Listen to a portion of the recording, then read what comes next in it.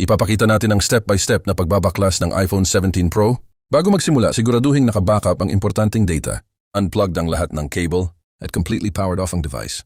Mag-ingat lalo na sa battery, display, at mga delicate flex cable. Step 1. Patayin ang iPhone. Unang hakbang.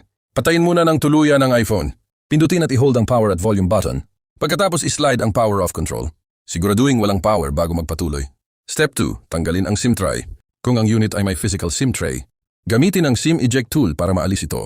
Itabi ang tray sa ligtas na lugar para hindi mawala. Step 3. Tanggalin ang pentalobe screws. Ngayon, alisin ang dalawang P2 pentalobe screws sa magkabilang gilid ng charging port. Gamitin ang tamang screwdriver at ilagay ang screw sa isang labeled screw para hindi mapagpalit. Step 4. Paluwagin ang display adhesive. Painitin ng kontrolado ang paligid ng display para lumambot ang adhesive. Huwag mag-overheat dahil maaaring masira ang display o battery. Step 5. Buksan ang display.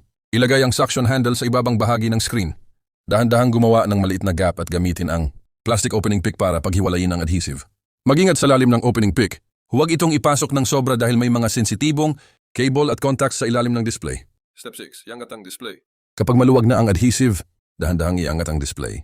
Huwag itong tuluyang hilahin dahil nakakonekta pa ito sa mga flex cable. Panatilihing suportado ang display habang ina-access ang mga connector. Step 7. Disconnect ang battery. Bago galawin ang ibang internal components, disconnect muna natin ang battery. Gamit ang plastic spudger. Maingat na iangat ang battery press connector. Huwag gumamit ng metal tool sa connector area. Step 8. Disconnect ang display cables. Ngayon, tanggalin ang mga kinakailangang display at sensor connectors. Gamitin ang spudger at dahan-dahang iangat ang bawat press connector. Huwag pilitin ang connector. Dapat diretso at controlled ang pag-disconnect. Step 9. Tanggalin ang mga cover at bracket. Susunod, alisin ang mga retaining screws at metal covers o brackets na humaharang sa mga pangunahing component.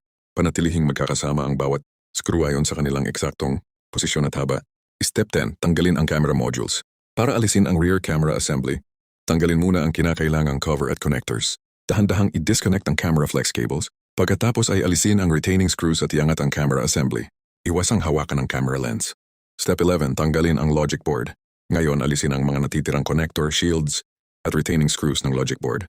Kapag lahat ay disconnected na, dahan-dahang iangat ang logic board mula sa enclosure. Mag-ingat dahil maraming delicate connectors at components sa logic board. Step 12. Tanggalin ang tactic engine. Susunod ang taptic engine. I-disconnect muna ang flex connection. Pagkatapos ay alisin ang mga retaining screws. Kapag maluwag na, dahan-dahang iangat ang taptic engine mula sa frame.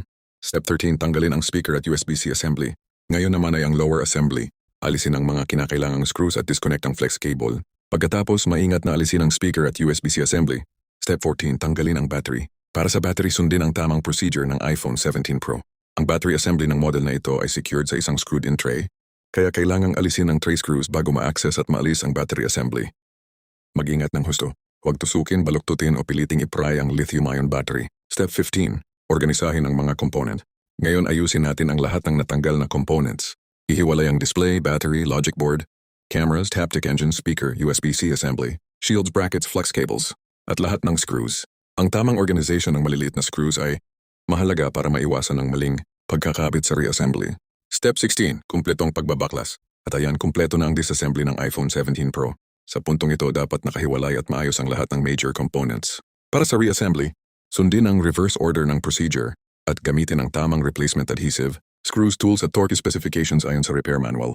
Kung nakatulong sa iyo ang tutorial na ito, siguraduhin mag-iingat sa bawat connector at battery component.